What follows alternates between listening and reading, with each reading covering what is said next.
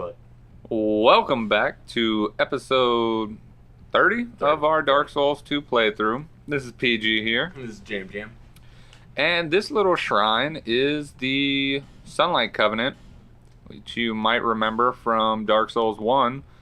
It used to be pretty much based all around Solaire, and it was a huge teaser to the fact that Solaire was the firstborn son in Dark Souls 1, which has been pretty much not confirmed but not denied, so kind of confirmed. Because basically when someone's not willing to tell you if it's right, that means you're kind of right. So I don't know. I believe Solaire could be, even though a lot of people don't think he is anymore. So he's like the Jesus of Dark Souls? A little bit, yeah. But anyway, you pray to the statue, and the statue gives you 3 different items, which I'll do a separate video on later on, because we are not going to be a sunbro with this character. That's way too much PvP that we just don't have time for. The 3 items you get. Item 1 is the Sunlight Parma. It is a little wooden shield. It is black and it has a yellow design. The yellow design is Solaire raising his sword into the sun. And it's actually pretty nice. Like, I like it at least. Is it grossly incandescent? It is so grossly incandescent. If only I could be. The second item is going to be your Sunlight Blade, which is Solaire's sword. And it's pretty cool. I like it. Or, well, I think it's called Sunlight Sword. Never mind. The Sunlight Sword is Solaire's sword. Very sturdy. I've used it with a different character that I'll introduce to you guys later. It is really, really durable. It even says in the little snippet that it's one of the more durable weapons. And the last thing you get with, I think, 50 sunlight medals in total is going to be Sunlight Spear or Sunlight Blade, or I don't fucking know. Basically, the biggest of the sunlight or spears that you can shoot lightning with. I think it's called Sunlight Spear. I don't know. Basically, you just chuck a lightning bolt at people, and it's fucking radical. Nobody knows what to do. Use the word radical. I fucking winged it in there, and I was willing. Back in like the 90s. I was willing to wing it in there and see if you would notice. But anyway, I didn't slide that one past you for shit. No, that's okay. Hey, look, it's our little friend with a face. Well, 2 faces: the mask face and the other face. Hey, girl. You can actually get her entire armor set, and I think her weapon as well. Basically, she pops up in the game 4 times. And the 4 times she pops up, you have to exhaust all of her dialogue before fighting the boss in that area. And once you fight the boss in that area, 3 out of those 4 boss fights, she has to survive. Which is where I believe the Red Eye Ring should come into play. The Red Eye Ring, of course, aggroing all enemies onto you so that they won't attack her. Which pretty much guarantees she'll survive any boss fight. That being said, after the 3 out of the 4, she will give you all of her stuff. In my other character playthrough, she actually invaded me, which I think means I'm not her friend. I don't know. What a bitch. She unfriended me on Facebook, and it hurt my feels. She took you off your top 10 on MySpace. Oh, it cut deep. But anyway, she's talking about her family, and you know, she's just talking.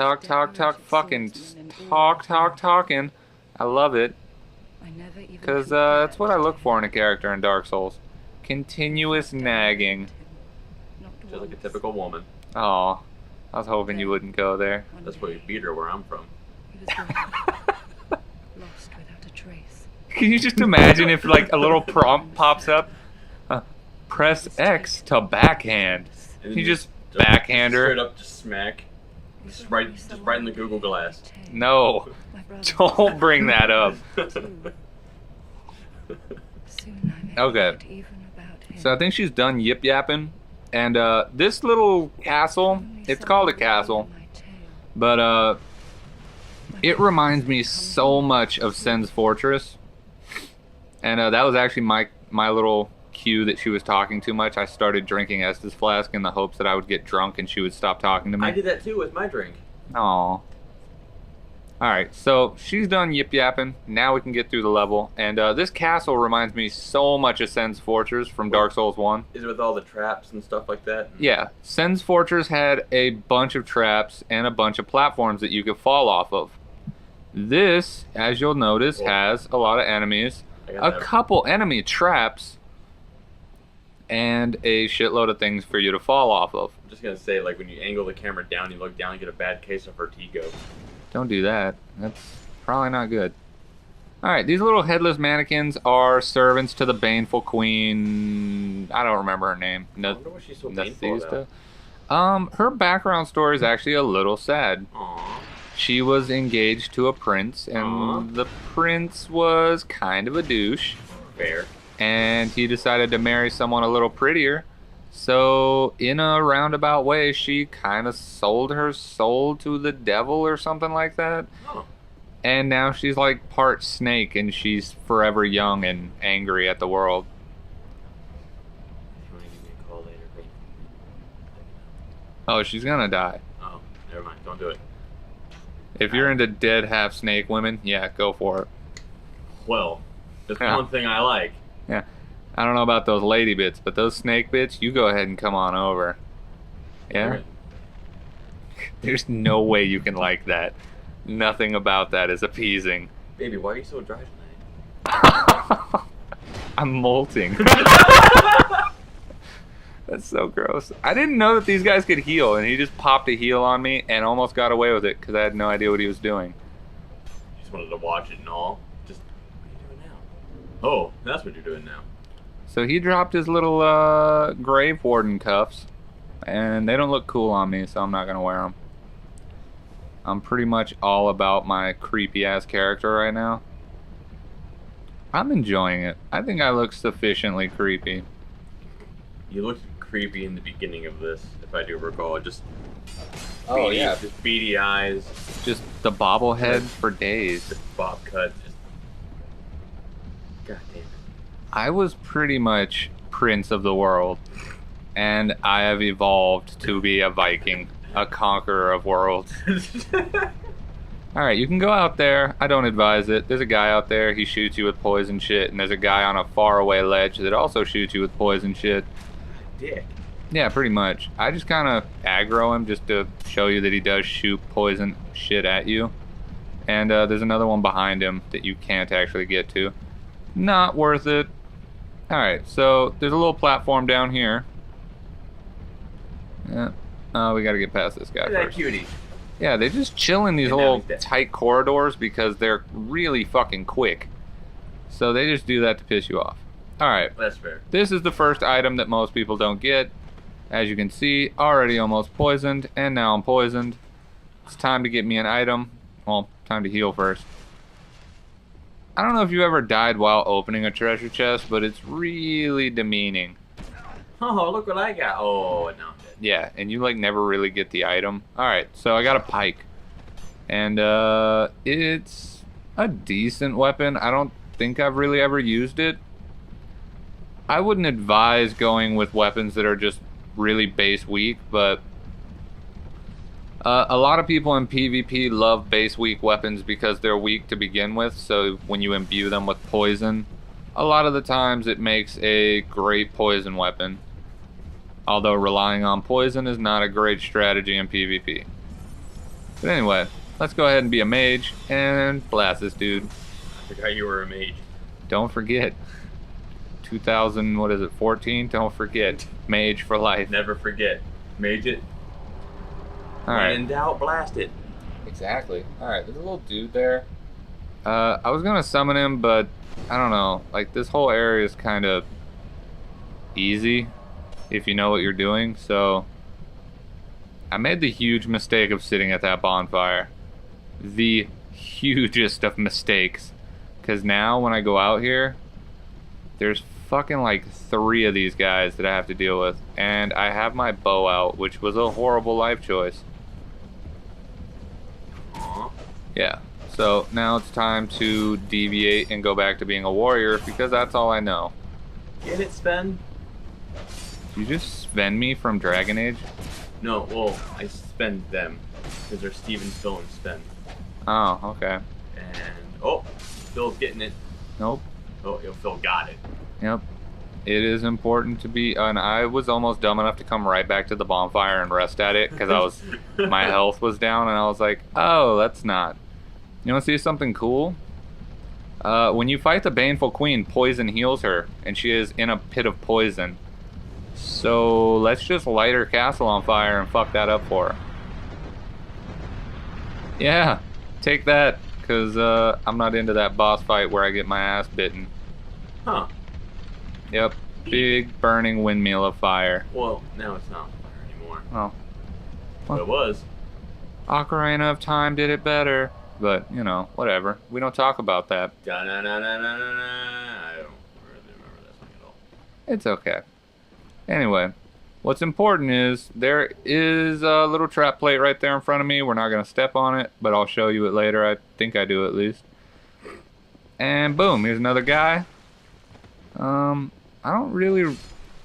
can't remember. Like, the little saber you get from them, I think it causes bleed. Mannequin mask, I'll show you what it looks like. It's really creepy. A lot of annoying people use it in PvP. Oh. Because it's creepy. Oh my. But we don't care about that. Boom, step on the pressure plate. Arrows are flying. There you go. That's what that trap does. I think it will actually auto-kill you if you let all 3 of those darts hit you. Now, this guy's pretty cool. He's just some little fat dude. He cups his belly when he talks to you. I like that. I'm on the run. Don't give me Maybe he's pregnant. Well, seems how you started that with a he. I don't think so, but I know plenty of ambitious people. So yeah, we're just going to exhaust his dialogue because he actually becomes a vendor in Majula later. And he sells a really cool scimitar, I believe. Ooh. You can actually get 2 of them. You buy the first one, and after you buy all 4 of his ladder placements in the well at Majula, he will give you a gift, and it is that scimitar. So that's always fun if you want cool little jeweled scimitars. Getting those gold skimmies. So anyway, he says he's on the run, and he says, hey, you know, if you want me to move a ladder for you, I can move a ladder for you. Oh, cool, thanks, man. I don't know why the fuck my character can't move a ladder. I am the chosen undead and all, but whatever. Thanks for moving it. There goes 2,000 souls. But it's worth it because I get to come down here and get a new item. I won't offer this deal twice. So here he is, cupping his belly, talking shit. Don't care. He'll sell you like, what is it? It's like thief gear, like a whip, claws, a weak shield, and a. I think that's pretty much it. He also sells magic stuff and a little ladder miniature that isn't actually useful for anything except completing a quest line that you can do later in the game. I think I know that quest line too. Where, no, you don't know. No, I know. I just want to. Should I say it or go? Are you talking about the assassination? Yeah, where you assassinate the 4 people. Yeah, you can talk about it. It's a playthrough, and I have no intentions of doing that because that's additional bullshit that I'm gonna just do separate episodes on to demonstrate. Oh. Because that's way easier than actually bothering doing things. Although, for a lot of the bonus material, I'm probably going to end up using Castro just because he's already going to be set up to do it. It's really just a question of how long is it going to take me to do some of them. That's probably right. Like, I don't intend on including the ancient dragon fight in this playthrough, but I will show you how to kill the ancient dragon. That's one thing I like to do is kill dragons. Yeah, yeah. And you know, it should be fun. But that fight literally takes like 10 to 20 minutes. So that's pretty much a whole episode, and it's really not worth it. And it's not going to be that entertaining for people that just want to see me play through the game. So I figure it'll be a bonus video that people can watch on their own if they want. We're thinking of you. I know, right? Look at that. Look at that. Look at that forethought. You're welcome. Bunch of fucking freeloaders. Alright, so he's done. He's done yip-yapping, and now we can go get our item. Hopefully. every time you say yip yapping. You like it, don't you? I about had whiskey come out my nose that first time you said it. Alright, boom. Twinkling Titanite, Pharaoh's Lockbox, or Lockstone. And I heard someone saying that you could break this and there's another item further down. I can't remember the name of the guy that said it, but he was definitely wrong. That shit does not break. Dumbass. A little bit. Alright, but that's going to pretty much do it for this episode, guys. In the next episode, we're taking on the Baneful Queen. See you guys then. Bye. Praise this one.